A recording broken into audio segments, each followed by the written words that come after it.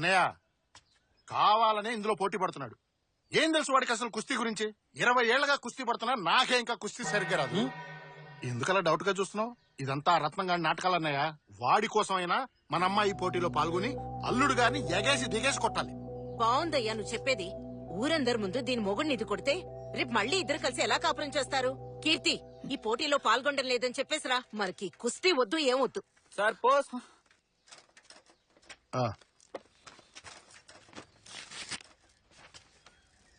ఏంట్రా అది?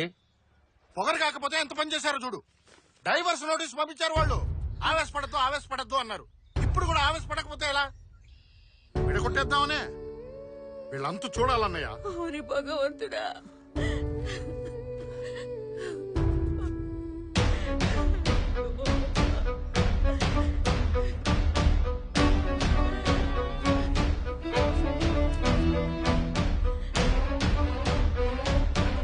ఈ పోటీలో నేను ఖచ్చితంగా పాల్గొంటాను.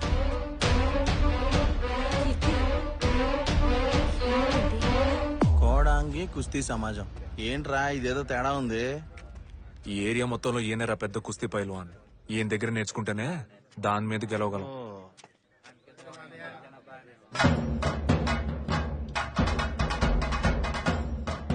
ఆయనరా కోచు. కోడాంగి ఈయన అనుకుంటా, పేరు తగ్గట్టున్నాడు.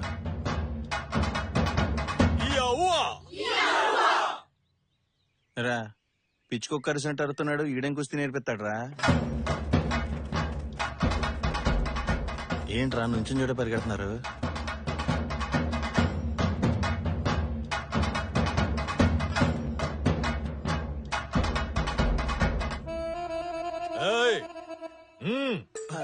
పదరా, ఖర్చేసేలా ఉన్నాడు.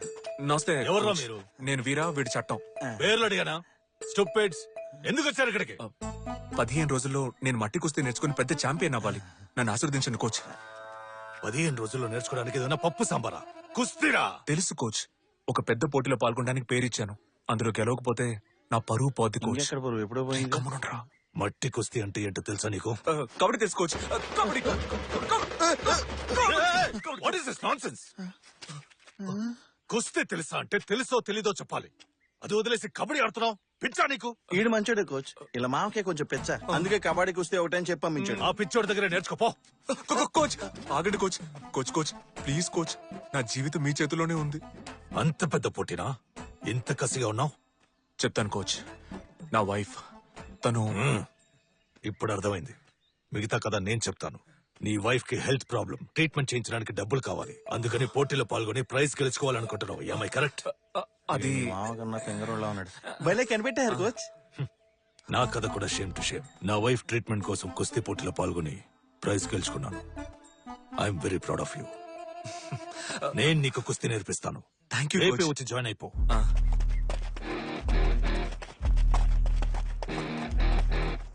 నువ్వు పోటీ పడేది నీ పెళ్లంతో అన్న విషయం ఇది తెలిస్తే నిన్ను శతక్కొట్టి చెవులు మోయిస్తాడు.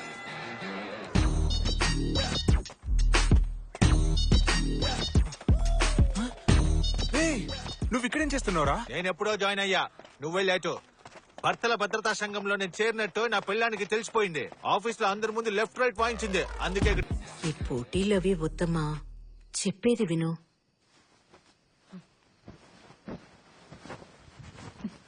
నీ ఇష్టం వచ్చినట్టేడు. నా మాట ఎప్పుడు విన్నావని. అయినా ఆడపిల్లకి ఇంత అహంకారం ఉండకూడదు.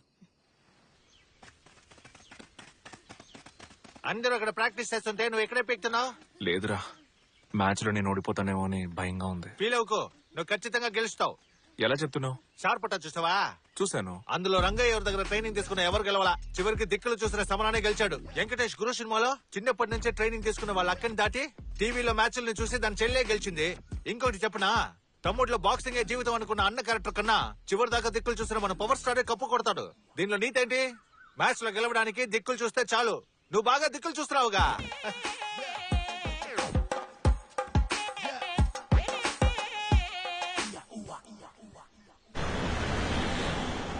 ಊರ್ಕಾರ್ಗೆ ಎಣ್ಣೆ ಸ್ವಂತ ಕಾರ್ಯ ಬಿಟ್ಟು ಎಣ್ಣೆ ಬದಲು ಎಂತ ಮಾತಾಡ್ಬೇಕು ಏನು ಮಾಡಿಲ್ಲ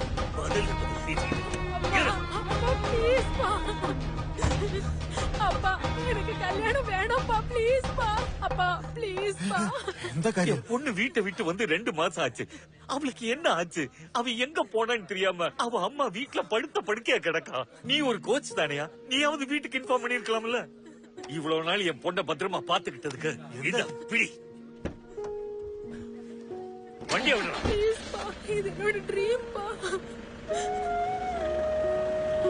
ఆ అమ్మాయి కుస్తీలో మెడల్ కొట్టాలని ఎన్నో కలలు కంది. ఇష్టం లేకుండా వాళ్ళ నాన్న తనకి పెళ్లి ఫిక్స్ చేశారు. అది తప్పించుకుందామనే తను ఇక్కడికి వచ్చి జాయిన్ అయింది. పాపం. బాయ్స్ అండ్ గర్ల్స్, ఈ పార్టీ అరేంజ్ చేసింది ఎందుకో చెప్పనా? కేవలం 15 రోజుల ట్రైనింగ్ తీసుకొని ఒకడు పెద్ద పోటీకి తయారయ్యాడు. అతను ఇంకెవరో కాదు, మన వీరానే. అతని సక్సెస్ కోసమే ఈ పార్టీ. నువ్వు మ్యాచ్ గెలిచిన తర్వాత ఆ సక్సెస్ ని ఎవరికి డెడికేట్ చేస్తావు? మీకే కోచ్. నో, నీ వైఫ్ కే డెడికేట్ చెయ్యాలి నువ్వు. రేయ్, గెలిచినప్పుడు కదరా డెడికేట్ చేయాలి. ఓడిపోయే మ్యాచ్ కి ఎందుకు గోలా? రేయ్, ఎక్కడికి? మెక్కడానికే. వస్తావా? కోచ్, వైఫ్ అండ్ వైఫ్ గురించే మాట్లాడుతున్నారు. మీ వైఫ్ చనిపోయి చాలా కాలం అయింది. ఇంకా ఆవిడ గురించే తలుచుకుంటున్నారా? రోజులు గడిచే కొద్దీ తన జ్ఞాపకాలతోనే బతుకుతున్నాను. తాగుతూ మృగంలా తిరుగుతున్న నన్ను మనిషిలా మార్చింది తనే. తన నాన్నకి నన్ను పరిచయం చేసి కుస్తీ నేర్పించమంది. ఒకరోజు పెళ్లి కూడా చేసుకుంది. అంతా తన ఇష్టమే. పిల్లలు లేకుండా కూడా ఉండొచ్చు, కానీ వయసు అయిపోయాక భార్య లేకుండా ఒంటరిగా బతకలేం. మీ మధ్య అసలు గొడవలు రాలేదా? నేను నీకు అక్కర్లేదు, నువ్వు నాకు అక్కర్లేదు అనుకున్న వాళ్ళ మధ్య అస్సలు గొడవలు రావు. నేను నీకు ఎంత ముఖ్యమో, నువ్వు నాకు ఎంత ముఖ్యమో అనుకునే వాళ్ళ మధ్య గొడవలు వస్తాయి. దాన్నే మొగుడు పిల్లల గొడవ అంటారు. మేము గొడవ పడని రోజంటూ ఉండదు. తిట్టుకుంటాం, కొట్టుకుంటాం. నీ పెళ్ళాం మెడలో తాళి కట్టిన క్షణం నుంచి నీ కుటుంబం అనే సామ్రాజ్యానికి తన మకుటంలోని మహారాణి అవుతుంది. తన మాటే శాసనం. దానికి అనుకూలంగా నడుచుకోవడమే మొగుడు పని. ఈ రహస్యాన్ని అర్థం చేసుకుంటే కుటుంబంలో ఏ సమస్య రాదు. మీరొకరు కోచ్. చాలా ఇళ్లలో పెళ్ళాం చెప్పిన దానికి మొగుడు తలాడించినా గొడవలు వస్తానే ఉన్నాయి. ఒకళ్ళనొకళ్ళు అర్థం చేసుకునే ప్రయత్నంలో పెళ్ళైన మొదటి 10-15 సంవత్సరాలు ఇలాంటి చిన్న చిన్న గొడవలు ఉంటాయి. 15 సంవత్సరాలా? ఆ తర్వాత సర్దుకుపోతాయా? వెంటనే సర్దుకోవు. అప్పుడప్పుడు ఇంటికి వచ్చిపోయే చుట్టాల్లాగా అప్పుడప్పుడు ఇంకో 7-8 సంవత్సరాలకి గిల్లి కచ్చాలుంటాయి. అప్పుడైనా సర్దుకుపోతాయా లేదా? ఆ తర్వాత ఇద్దరికి వయసు 50-60 పైబడుతుంది. గొడవ పడ్డానికి ఇద్దరి ఒంట్లో శక్తి ఉండదబ్బాయి.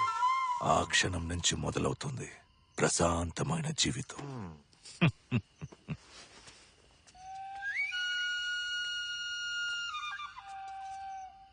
60 ఏళ్ల తర్వాత కలిసి బతికితే ఏంటి, చస్తాయి ఏంటి? కుస్తీ నేర్పించమంటే కూర్చోబెట్టి ఓతగా క్లాస్ పెడుతున్నాడు. సిగ్గు లేకుండా నువ్వు వింటున్నావు.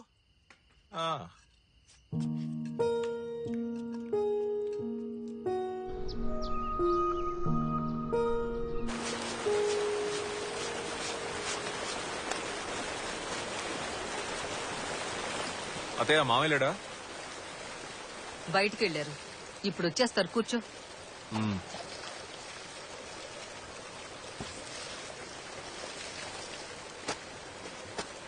పోటీ రేపేనా వీరా? అవునత్తయ్య, రేపే. ట్రైనింగ్ బాగా జరిగిందా? అదెందుకు అడుగుతావులే అత్తయ్య. దోవల తీర్చేశాడు. చాలు మొత్తుకున్న కోచ్ వదలలేదు. Heavy workout. చేతులు కళ్ళు బాగా పట్టేసే అత్తయ్య. నువ్వెంత ట్రైనింగ్ తీసుకున్నా తనను గెలవడం కుదరదు. అలాంటప్పుడు ఎందుకు కష్టపడ్డాం? స్ట్రైట్ గా మ్యాచ్ గా వెళ్ళిపోవచ్చు కదా. ఏందత్తయ్య, నేను ఓడిపోతానని ఫిక్స్ అయిపోయావా? నువ్వు ఎప్పుడైతే నీ పెళ్లంతో పోటీ పడాలనుకున్నావో అప్పుడే ఓడిపోయావు. మీ మావయ్య బుద్ధి తక్కువ పనిచేస్తుంటే ఆయన మాట విని నువ్వు తప్పు చేస్తే ఎలా? ప్రపంచంలో ఏ మొగుడైనా తన పెళ్లంతోనే పోటీ పడాలనుకుంటాడా? మీ మగాళ్ల దృష్టిలో ఆడదంటే నోరు మూసుకుని మీరు చెప్పిన దానికల్లా గంగిరెద్దులా తలాడిస్తూనే ఉండాలి కదా. నాకు తెలియక అడుగుతాను, ఆడద లేకుండా మీరు బతకగలరా? చచ్చే వరకు ఆడదాని మీదే ఆధారపడతారుగా. పెళ్ళయ్యే వరకు అమ్మ అనే ఆడది, పెళ్ళైన తర్వాత పెళ్ళం అనే మరో ఆడది. నువ్వు అడగొచ్చు, ఆడాళ్లు మగాళ్ల సాయం లేకుండా బతకగలరా అని. ఎంతో మంది ఆడాళ్లు మగాడి సాయం లేకుండా ఒంటరిగానే పిల్లల్ని పెంచి పెద్ద చేశారు. కాని మగాళ్లు వెంటనే ఇంకో పెళ్లి చేసుకుంటారు. అడిగితే మా కోసం కాదు పిల్లల కోసం అంటారు. ఏ ఆడిపిల్లలేగా, పెంచలేడా? పెంచడు. ఎందుకంటే ఆడికి పెంచడం చేత కాదు. అసలు పెళ్ళెందుకు కనిపెట్టారో తెలుసా? ఏ మగాడైనా స్వార్థపరుడే. ఆడి గురించి మాత్రమే ఆలోచిస్తాడు. ఆ తప్పు ఆడి చేయకూడదని మిగతా వాళ్ళ గురించి కూడా ఆలోచించాలనే ఈ పెళ్లిళ్లు కనుక్కున్నారు. అప్పుడు ఆడి జీవితంలోకి ఒక ఆడదొస్తుంది, పిల్లలు వస్తారు. వాళ్ల కోసమే బతకడం మొదలెడతాడు. అది వాడికి భారమే. కాని ఆ భారాన్ని కూడా మొయ్యలేకపోతే వాడి బతుక్కో అర్థమే లేదయ్యా. నీకో విషయం చెప్పనా? నీ పెళ్ళం ఒక రెజ్లర్ అని మనం పెళ్లి చూపులకెళ్లిన రోజే నాకు తెలుసు.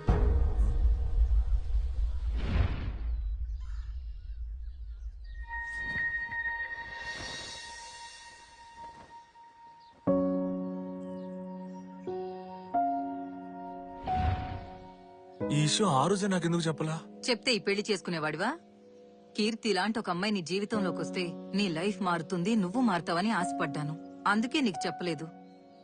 వీరా, ఒకరోజు నువ్వు ఇంట్లో లేనప్పుడు కీర్తిని నేను గుడికి తీసుకెళ్లాను. రెస్లింగ్ ని పూర్తిగా మర్చిపోయావా? 48 రోజులు ఒక విషయాన్ని వదలకుండా చేస్తే వాళ్ళకి అది అలవాటైపోతుందంటారు.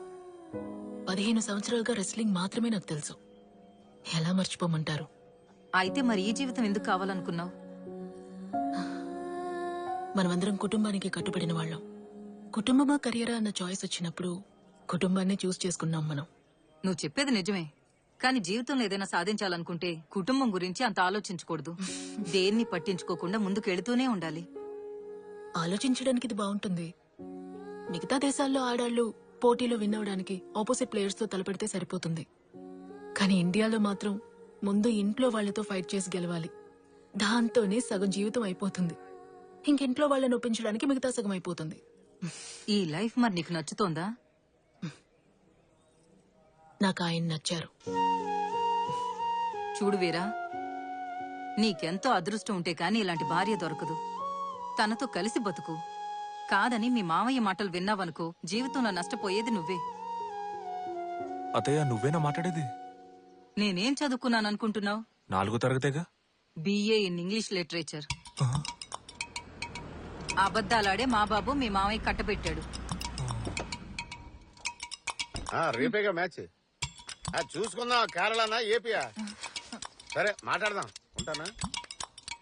అల్లుడు ఎప్పుడొచ్చావు? ఇప్పుడే వచ్చాను మామయ్య. కాఫీ ఏమైనా వచ్చిందా? వద్దు మామయ్య, నేను బయలుదేరతా. ఏంటి అల్లుడు కాఫీ ఇవ్వకుండా ఏం చేస్తున్నావే? మాట్లాడుతున్నాను. నువ్వు పెద్ద మాట్లాడుతున్నావు. పోయి కాఫీ తీసుకురాపా. 2 కాఫీ ఫుల్ స్ట్రాంగ్, 1 మీ, 1 అల్లుడు. అల్లుడు కాఫీ ఫుల్ షుగర్, నా కాఫీ నో షుగర్. అర్థమైందా? పోయి తీసురా. అర్థమైనట్టు తలాడించేసి లోనకెళ్ళి షుగర్ కూటించేకు. అసలే షుగర్ పొగలనంత ఉంది. ఏట్రా కొట్టం?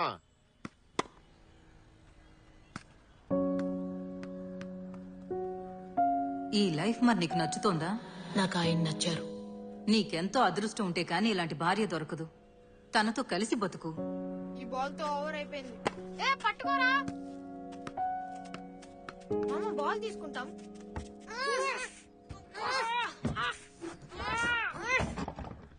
రే ఇటు రారా. గట్టిగా లాగండ్రా.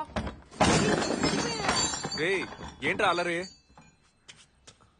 రీ రండ్రా వెళ్ళిపోదాం. మామ వచ్చాడు. సారీ మామ, కింద పడిపోయాయి.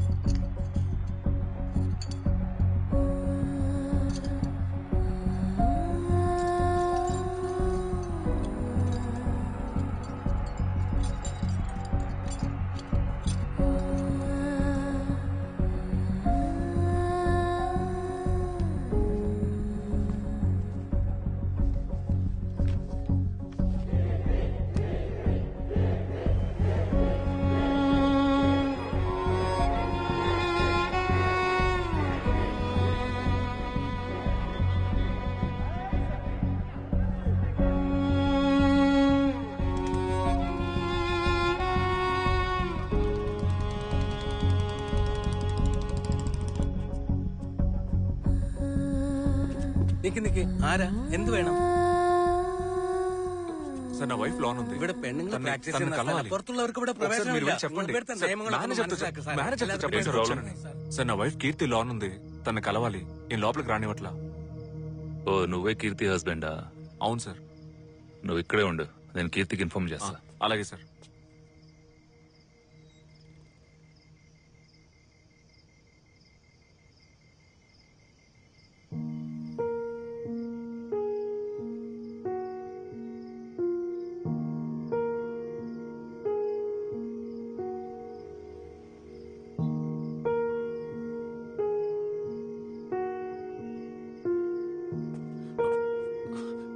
ఏమందండి నేను లోపలికి రావచ్చా?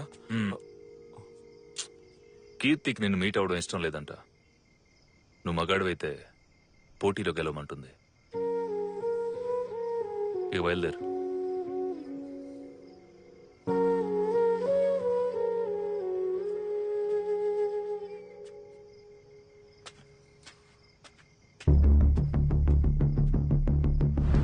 కీర్తి come on get up, let's practice.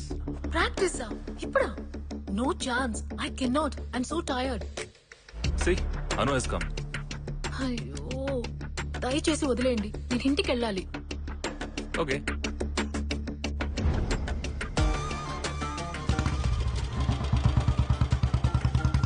Coach, ఎవరది?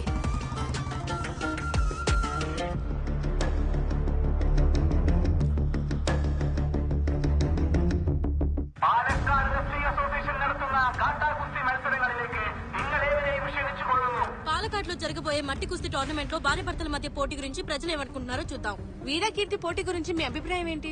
కలి ప్రభావం ఇది, ఇంకేమంటాం? మీ అభిప్రాయం? జీవితమే ఒక కుస్తీ పోటీ. మా మగజాతి విడుదల కోసం పోరాడి ఏకైక వీరుడు వీరానే. ఆయన గెలిచాడంటే తిరుపతికి నడుచుకుంటూ వెళ్లి గుండు కొట్టించుకుని హుండీలో 10 రూపాయలు వేద్దామని మేమందరం మొక్కుకున్నాం. ఆడా మగ అనే డిఫరెన్స్ లేదు. చివరికి గెలిపేవరదో చూద్దాం. అమ్మాయిలు అన్నింటిలో సమాన హక్కులు కావాలంటున్నారుగా, అయితే వచ్చి పోటీ పడమని చెప్పండి. ఎండోళ్ళు అని పిల్ల నోట్ మూసుకుని పడుండాలి. చూసుకుందాం. అమ్మాయిలు తిరిగి కొట్టడం నేర్చుకున్నారు. ఇక మగాళ్ళ కథ అంతే.